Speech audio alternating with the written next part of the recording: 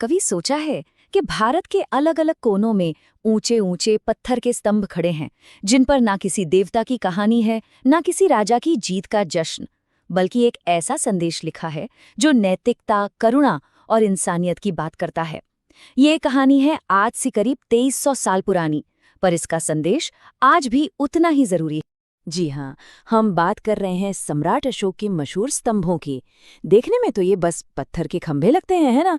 पर असल में इनमें एक सम्राट के बदले हुए दिल की और एक पूरे साम्राज्य के भविष्य की कहानी कैद है। तो चलिए इस कहानी की परतों को एक एक करके खोलते हैं।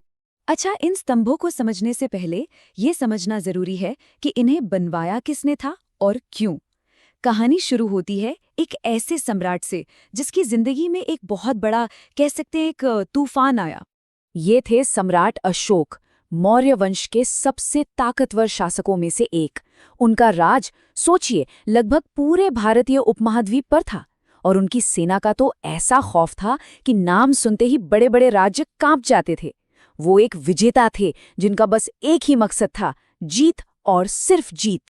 लेकिन फिर हुआ कलिंग का युद्ध, और बस इसी एक युद्ध ने सब कुछ बदल कर रख दिया। इतिहास की धारा ही मोड़ दी। 1 लाख से भी ज्यादा लोग मारे गए। जीत तो मिली, पर जश्न की जगह अशोक को दिखा लाशों का ढेर। ये सिर्फ एक नंबर नहीं था, ये वो खौफनाक सच्चाई थी जिसने उस विजेता सम्राट को अंदर तक झकझोर कर रख दिया। इस तबाही को अपनी आंखों से देखने के बाद अशोक ने कसम खाई कि वो फिर कभी हिंसा का रास्ता नहीं अपनाएंगे, और यहीं से उन्होंने धम्म का मार्ग चुना। अब ये धम्म क्या था? ये कोई धर्म नहीं था, बल्कि ये था नैतिक गुणों का, करुणा का और सही बर्ताव का एक रास्ता। एक ऐसा रास्ता जो हर इंसान के लिए था। तो अब अशोक के सामने एक बड़ा सवाल था। अपने इस नए विचार को, अपने इस बदले हुए दिल की आवाज को इतने बड़े साम्राज्य के कोने कोने तक कैसे पहुंचाया जाए? कैसे इस संदेश को ऐसा बनाया जाए कि वो सदियों तक जिंदा रहे? जवाब मिला पत्थर में। पर पत्थर ही क्यों? देखिए, इसके पीछे बड़ी गहरी सोच थी। पहली बात, अशोक का संदेश किसी राजमहल के लिए नहीं था, ये हर आम इंसान के लिए था।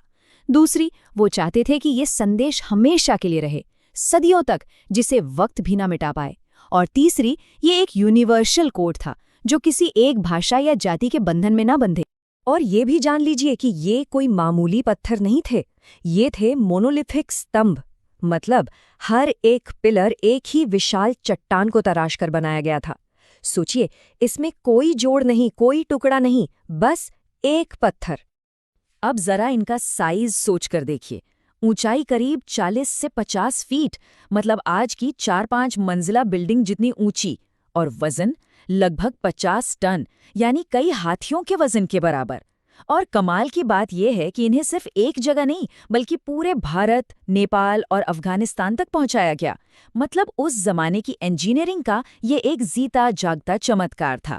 और अब बात करते हैं इनकी सबसे बड़ी पहेली की, मौर्यकालीन पॉलिश। इन स्तंभों पर एक ऐसी शीशे जैसी चमक है जो 2300 साल की धूप, बारिश, तूफान झेलने के बाद भी वैसी की वैसी है। आज के वैज्ञानिक भी हैरान हैं कि भाई ये किया कैसे गया। इसकी तकनीक आज भी एक रहस्य है। तो ठीक है, ये स्तंभ शानदार थे, पर इन पर लिखा क्या था? असल में इन पर लिखे संदेश सिर्फ संदेश नहीं थे, ये उस दौर के समाज के लिए एक तरह का मॉरल कॉन्स्टिट्यूशन थे, एक नैतिक संविधान। अशोक के धम्म की जो सिद्धांत थे वो बहुत ही सरल और यूनिवर्सल थे। जैसे माता पिता और बड़ों का आदर करो, सभी धर्मों और मान्यताओं की इज्जत करो, जानवरों के प्रति हिंसा मत करो, शासन में हमेशा न्याय होना चाहिए और अधिकारी जवाबदेह होने चाहिए। और सबसे जरूरी बात कि राजा का सबसे बड़ा धर्म है अपनी प्रजा का कल्याण करना। एक तरह से देखा जाए तो ये दुनिया का पहला पब्लिक वेलफेयर मैसेज सिस्टम था। जैसे आज सरकारें बड़े बड़े होर्डिंग्स पर संदेश देती है ना, बस उसी तरह अशोक ने पत्थर के इन स्तंभों के जरिए अपनी प्रजा से सीधा संवाद किया, एक नैतिक बातचीत शुरू की। वैसे तो ये सभी स्तंभ खास हैं, पर इनमें से एक ऐसा है जिसकी विरासत आज सीधे भारत की आत्मा से जुड़ी है, और वो है सारनाथ का स्तंभ। इसकी चोटी पर जो 4 शेर बने हैं वो सिर्फ जानवर नहीं हैं, ये 4 चीजों के प्रतीक हैं: शक्ति, साहस, सतर्कता और नैतिक शासन। मतलब वो सारे गुण जो एक अच्छे शासक में होने ही चाहिए। और इसी स्तंभ के नीचे लिखा है वो अमर वाक्य, सत्यमेव जयते, यानी सत्य की ही हमेशा जीत होती है। और आज यही वाक्य हमारे देश भारत का राष्ट्रीय आदर्श वाक्य है। कमाल है ना?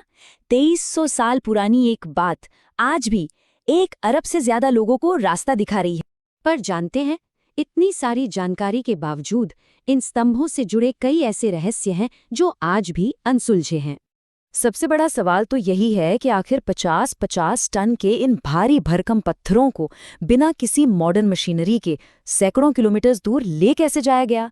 क्या नदियों के रास्ते ले गए या फिर हजारों मजदूरों और जानवरों की ताकत से? इसका पक्का जवाब किसी के पास नहीं। और फिर वही सवाल, वो जादुई मौर्यकालीन पॉलिश का क्या? वो कौन सी तकनीक थी जो आज भी वक्त को मात दे रही है? इन सवालों के जवाब आज भी इतिहास में कहीं दफन हैं। तो आखिर में अशोक के ये स्तंभ हमें सिर्फ इतिहास नहीं बताते, बल्कि एक बहुत बड़ी सीख देते हैं। ये कहानी है एक ऐसे सम्राट की जिसने सारी दुनिया जीतने के बाद ये जाना कि असली जीत दुनिया पर नहीं बल्कि खुद पर होती है, क्योंकि सबसे बड़ी विजय आत्मविजय ही है।